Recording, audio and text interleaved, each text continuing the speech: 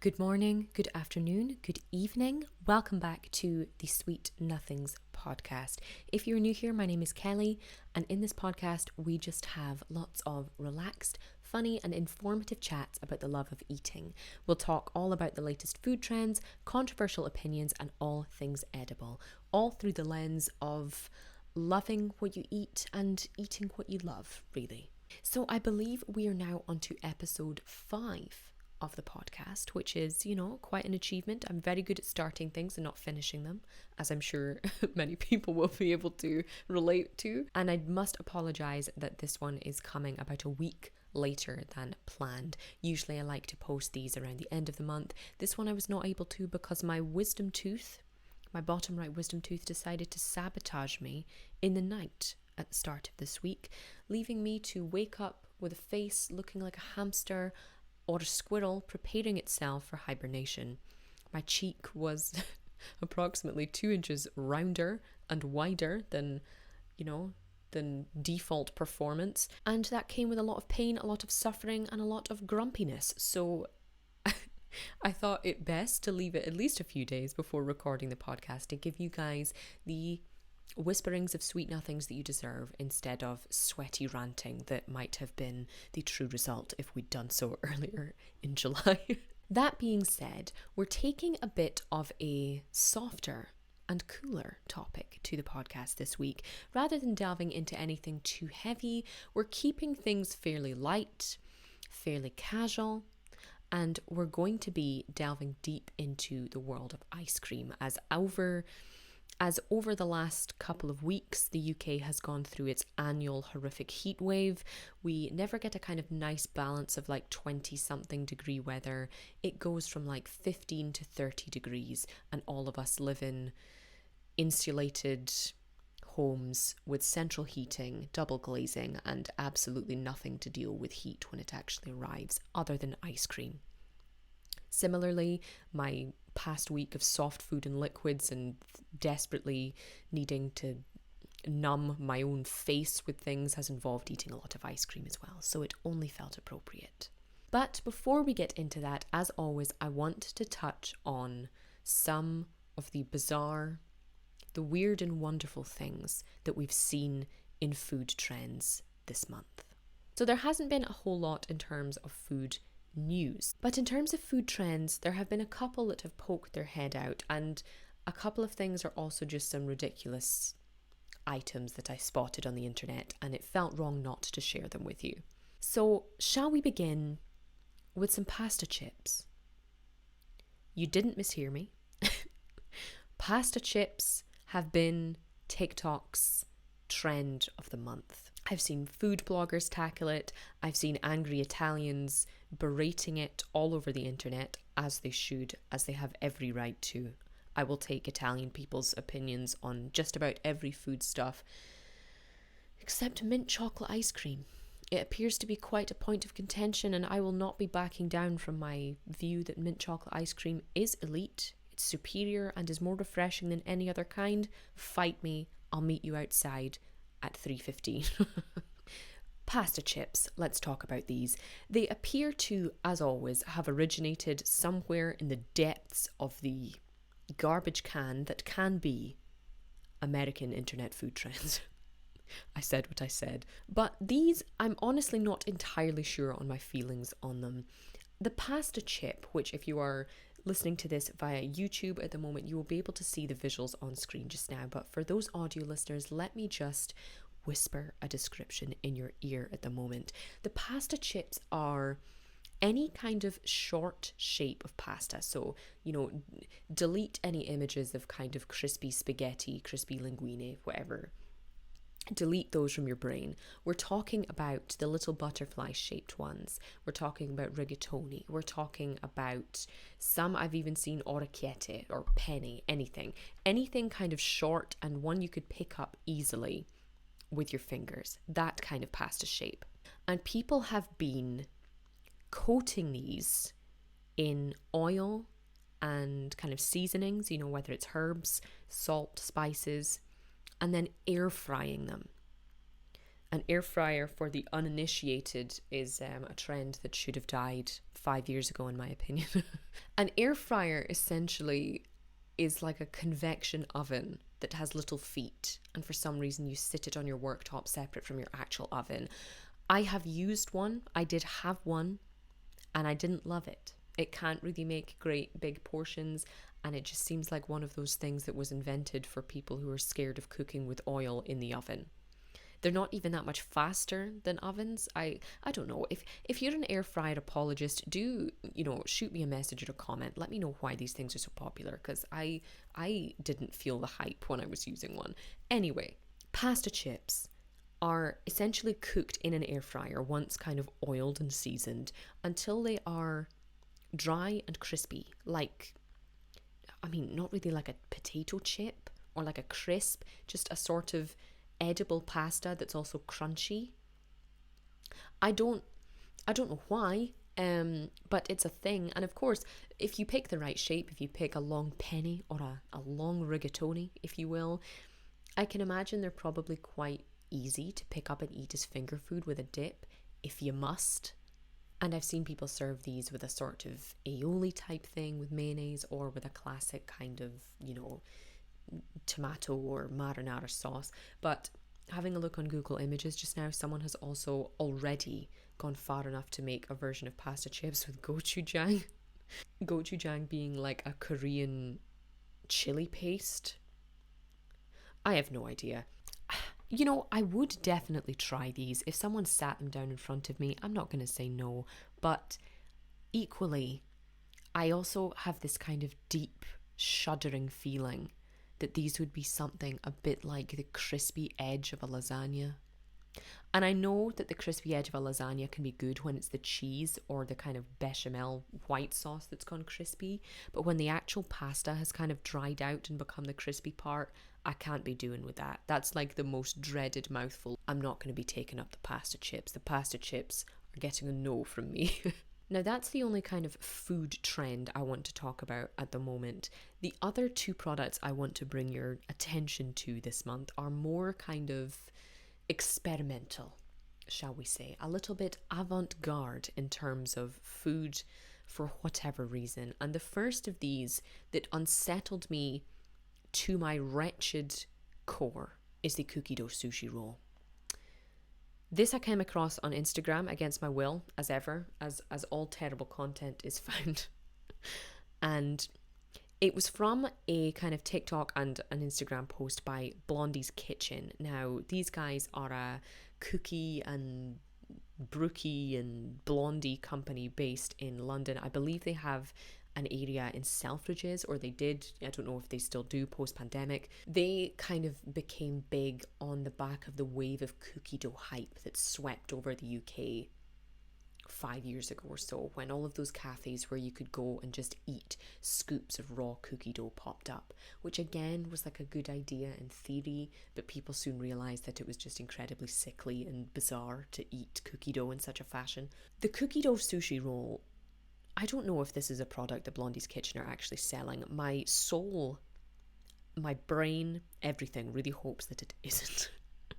If you are watching at the moment, I will play this little clip for you now. Essentially, it's like they've taken a vanilla cookie dough, rolled it into a log, wrapped it in a sheet of chocolate cookie dough, rolled that up, and then sliced it into small chopstick liftable pieces after topping it with what looks like melted white chocolate and some various other chocolatey biscuity bits. Picked it up with chopsticks and dunked it in a dip. I can appreciate the creativity. I can appreciate what some might dare to call innovation, but there's something about the thought of conflating this with the utter unmatched art that is sushi, whether we're talking cheap sushi or, high quality restaurant grade sushi, with this log of dense, gluey, gummy cookie dough that isn't even kind of punctuated with little chocolate chips. It's just the dough, I should add, just the dough. Straight up cookie dough, no bits, no nuts, no flavors, no crunch, no melt, nothing.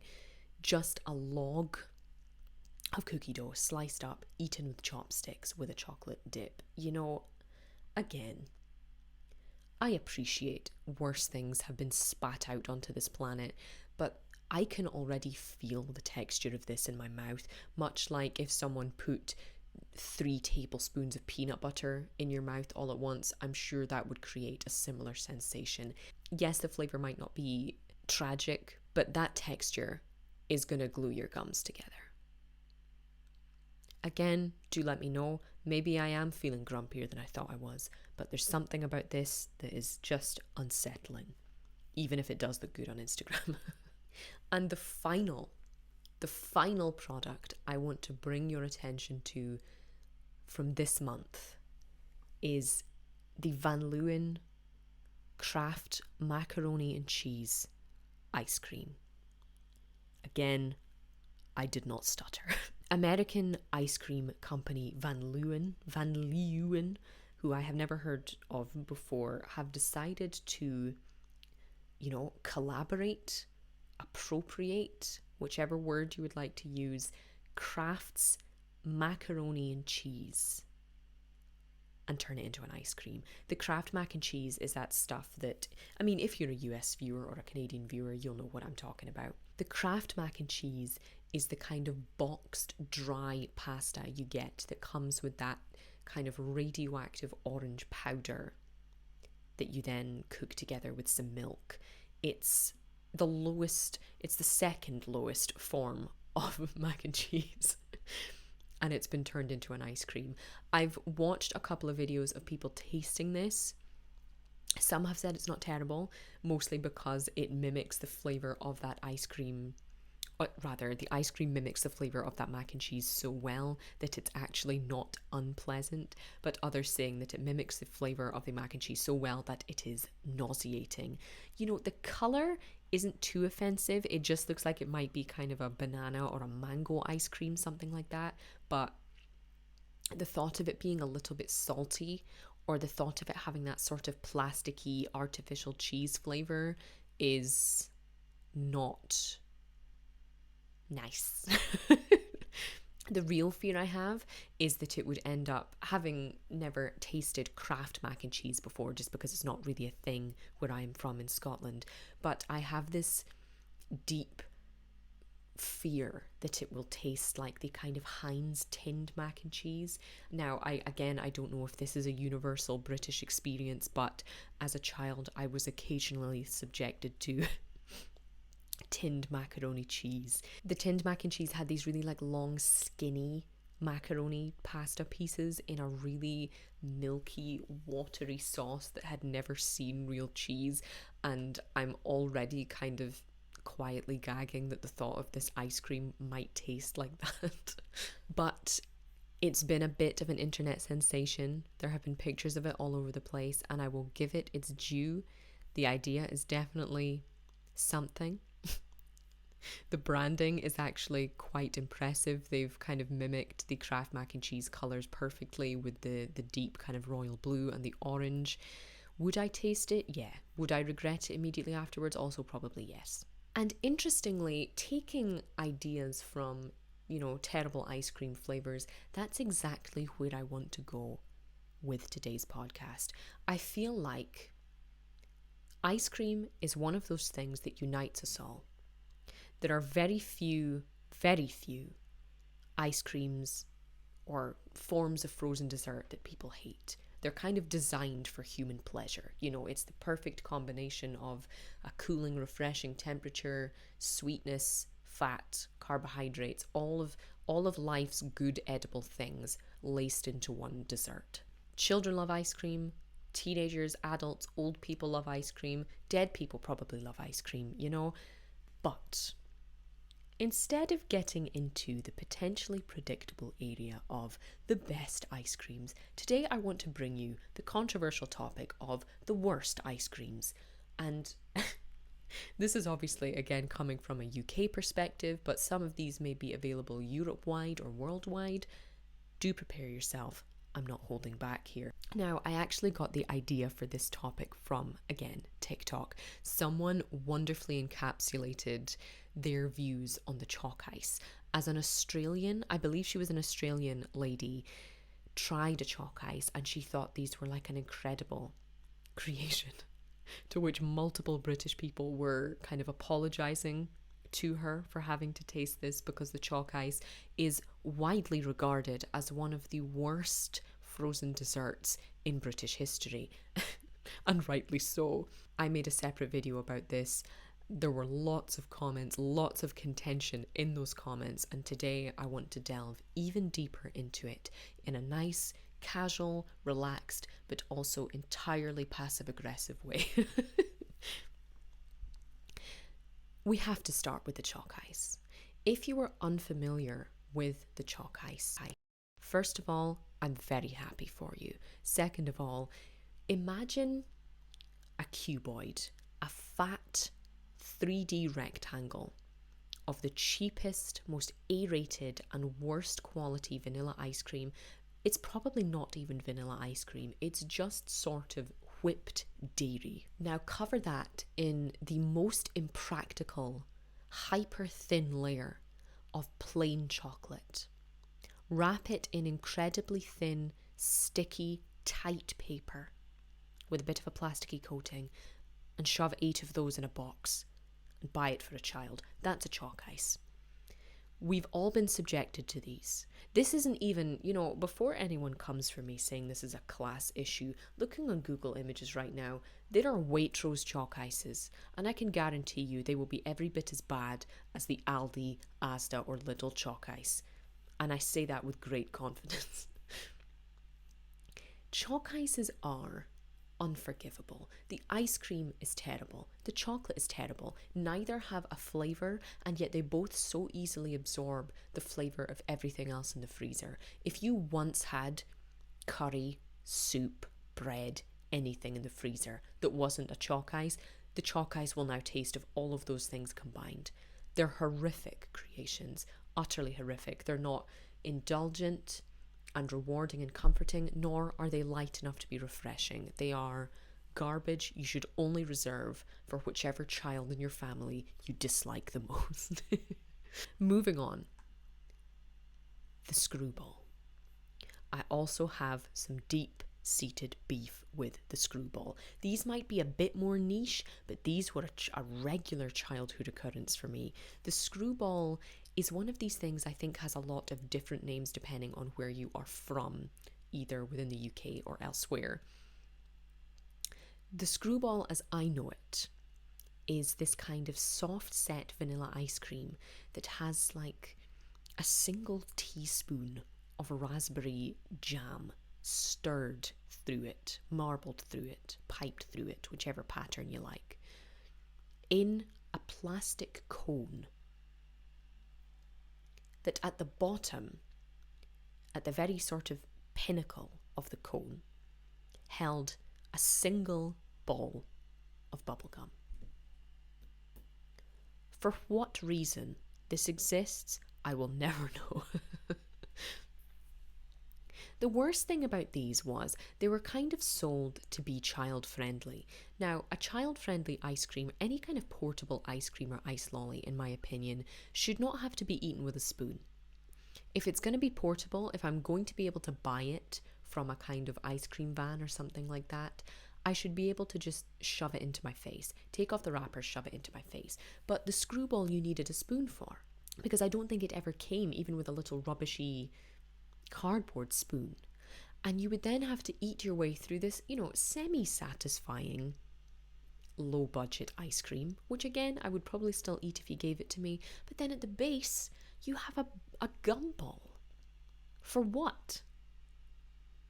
Why would anyone ever want to have a bubblegum chaser to an ice cream? It makes no sense. So 9 times out of 10 these would always be discarded. It's a terrible follow-up texture to ice cream. It's not the right temperature to follow up ice cream with. It's a horrific idea. The screwballs, give me your opinion if you want to, but I'm not going to accept it here. The sweet nothings I am whispering to you today are that screwballs, if they aren't already, should be cancelled. Moving on to another fruity disappointment, the fruit split. Now, I was only reminded of these this year. I have not had one of these in well over a decade, and I've never been so grateful for any occurrence in my life. Fruit splits are like a family member on a diet special.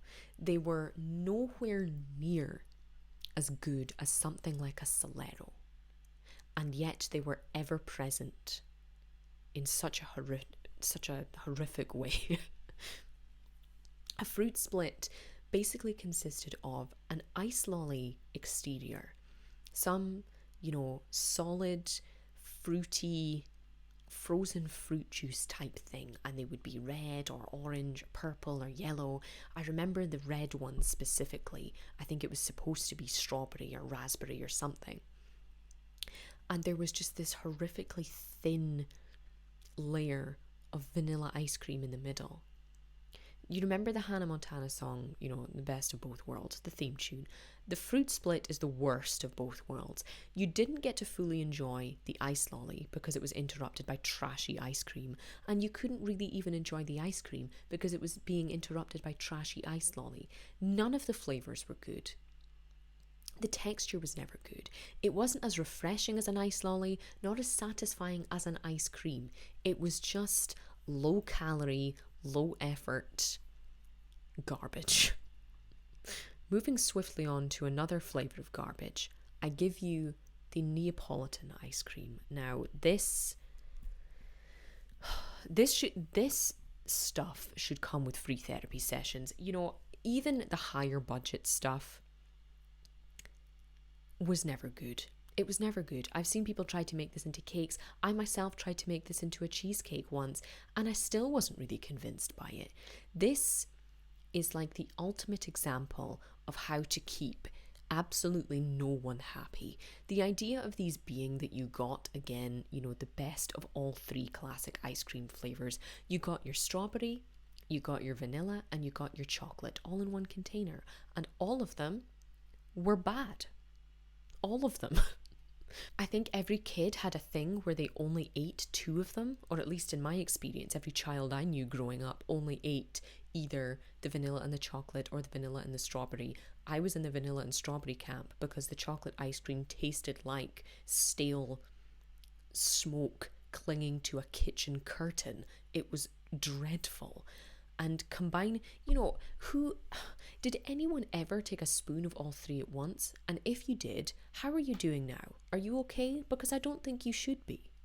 I could never return to this. If this was the only ice cream flavour left in the freezer, I just wouldn't be eating ice cream tonight, And there are so many different versions of it. And again, why, even the name, why is this called a Neapolitan? Having checked with 2 Italians I know, this has nothing to do with Naples. So I don't really know what's going on. But I can't stand this stuff, and I feel perhaps too strongly about it. But shall we move on to something that might be a bit more controversial, but similarly trashy? The Wall's Soft Scoop. The Wall's Soft Scoop was present in the freezer of just about every household when I was growing up. Whether you were a well-off family or a struggling family financially, there is still no excuse for this to be in existence. The Wall's Soft Scoop was inexplicably yellow and inexplicably soft. The whole selling point being that you could take it out of the freezer and scoop it immediately because of whatever quantity of hydrogenated vegetable oil they had added for that to be possible. Every other kind of vanilla ice cream or, any flavour of ice cream, you would usually need to leave out of the freezer for a few minutes to be able to safely stick your spoon in it without bending all of your spoons. But the Wall's Soft Scoop did have this unsettling softness and an even more unsettling colour. It was this shade of pastel canary yellow, like 1950s petticoat yellow. Sickly child yellow. I really don't understand what gave it the colour. None of the ingredients should have given it that colour. The main ingredients of ice cream being, cream, milk, sugar, and maybe a cheeky egg yolk here and there. God knows what they were putting into this stuff to make it that shade of, rotten magnolia. But, it's there. It existed. And it shouldn't have. It's the basis of just about every kind of milkshake you'll ever see in cafes, which is just about the only acceptable way to consume it. Because otherwise, if you didn't cover this in any kind of sauce or any kind of chocolate, any kind of topping, this stuff, unforgivable. But again, we're not just talking about the low budget, terrible ice creams here today, folks. I also want to share with you my views on something that reminds me of Wall's Soft Scoop when it shouldn't. Halo Top ice cream. Thankfully, Halo Top seems to have kind of lost its limelight. The limelight it dominated so heavily in freezers across the US and Canada and the UK from 2016 to 2018 maybe. Halo Top was marketed purely based on its calorific content. Bigger than the actual font that advertised the brand name was the font that the calorie count was written in. Now, that is enough to make you hate something anyway. If your entire selling point of your product is that it's low calorie, you should be selling bottled water, because this is just disgraceful. In all seriousness, I do understand why this became as popular as it did, because it feeds into our sick human brains that want to be constantly full and nourished and satisfied, but equally somehow still strive to look like Nicole Richie in 2003. It doesn't make sense. People, diet culture lovers, fitness lovers, bodybuilders, all sorts of people were promoting this ice cream, and so many people got on board with it, and the thousands of flavor variations it came in. Why? I'll never know. Because as soon as you taste this stuff, as soon as you take the lid off of one of these tubs, you'll be lost. These things were so low calorie because they were 75% air. The ice cream didn't even come all the way up to the lid of the tub, and the bottom had that kind of indent that many ice cream tubs do as well, to deceive you into thinking that there is more inside it. And they were so fluffy and aerated. It was obvious this was diet food. It was obvious this wasn't going to be as good as a tub of Ben & Jerry's, of Haagen-Dazs, of Baskin Robbins, anything you can think of. It came in so many flavours, which enticed people. The packaging was very pretty. It had a kind of rose gold foil along the top. It's almost as if millennial women were being targeted with a heat-seeking missile in the form of a Halo Top tub. I know why this took off, and I know why it has fallen off just as quickly. Would you like to move on to something utterly nonsensical, though? Let me introduce you to the funny feet. Now, I don't even know if these still exist, and I will start this particular complaint by telling you I have never tasted a funny feet lolly, and I aim to keep it that way. Funny feet, for anyone living outside of the wretched plague island that the United Kingdom has become in the past 2 years, the funny feet lolly is a pink frozen dessert on a stick in the shape of a foot. I don't know what twisted foot fetishist managed to get this through multiple layers of marketing teams, investors, product testers. I don't know how it happened, but I'm not happy that it happened. I believe these are strawberry flavoured. I don't know who they're marketed at. I don't know if you would ever call these funny. I don't even know if children would enjoy this. It just seems like a weird way to get people to be sucking toes in public. Let's move on. The final ice cream, the final unforgivable bottom tier ice cream, ice lolly, frozen dessert that I want to talk to you guys about today is the ice pole. More specifically, before I'm attacked, before I receive emails praying for my demise, the ice pole I'm only hating on when it isn't blue. If you give me the yellow one, the green one, the orange one, if you dare give me the cola one, we're not friends anymore. I felt like that at the age of 5. I feel like that at the age of 25. Any flavour of ice pole, no matter the brand, whether it's your Swizzles, your Roundtree, your Mr. Freeze, your Slush Puppy, whatever phrase, and whatever you call these, because I know that these, some people call them ice pops, some people call them popsicles, lollies. We always call them ice poles. And I truly believe that any flavour that isn't the blue raspberry one should just be deleted. There's no reason. Why is it still here? But that, folks, is where I'm going to round up on my freezer aisle rant for this month. As we recover from this heat wave, as we recover from wisdom tooth issues or any kind of dental issues or any kind of issues that have just led you to need to eat ice cream, most of life's issues do lead me there. Let me know your thoughts. Thank you for all of the inspiration from TikTok comments, from Instagram DMs related to the worst ice cream. It has been a lot more fun to see people trashing popular brands than it has been to see them kind of talking about the best ones. Because of course, when you're talking about good ice cream, you're going to talk about the really posh ones. You're going to talk about the expensive Haagen-Dazs. You're going to talk about Italian gelato, Italian anything, obviously.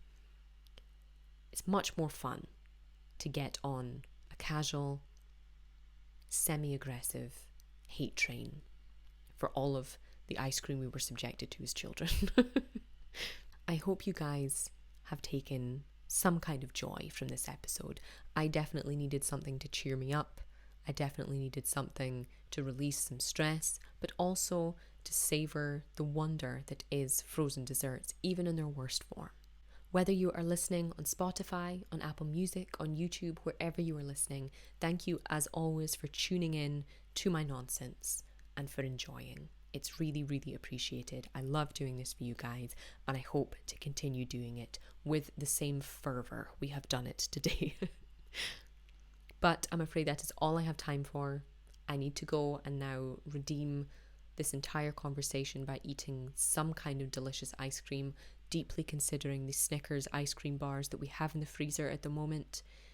And I will talk to you guys next time.